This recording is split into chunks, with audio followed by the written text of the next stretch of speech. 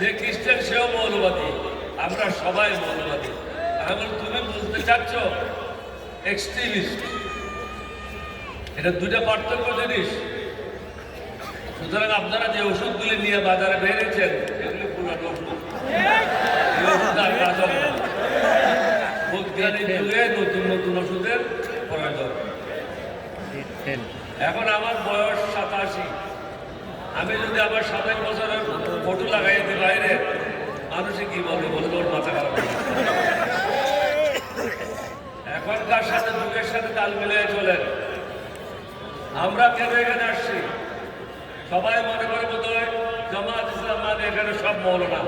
মঞ্চে দেখেন শুধু একজন মৌলানার নাম বলছে আব্দুল আলিম সাহেব, বাকি সব barrister, engineer, doctor. Shafiqur Rahman সাহেব নিজে ডাক্তার।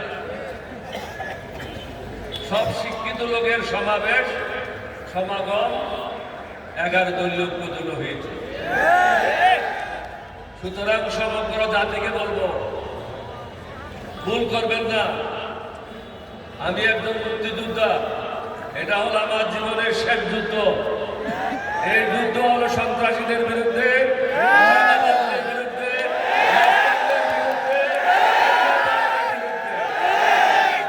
মানুষকে জেগে উঠতে হবে।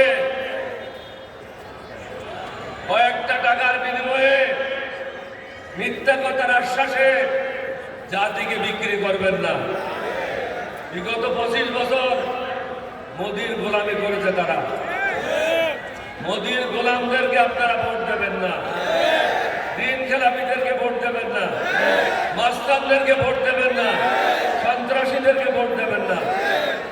ভালো মানুষ যারা আছে তাদেরকে ভোট দেবেন, তাহলে সমাজটা ভালো হবে। আপনি একটা হারামিকে ভোট দেবেন আর বদলে সমাজ ভালো করেন, সমাজ কিভাবে ভালো হবে? সমাজ ভালো করার জন্য ভালো লোকদেরকে ভোট দিতে হবে। আমি আর বক্তব্য দীর্ঘায়িত করবো না। আশা করি জাতি আমার মেসেজটা পেয়েছে।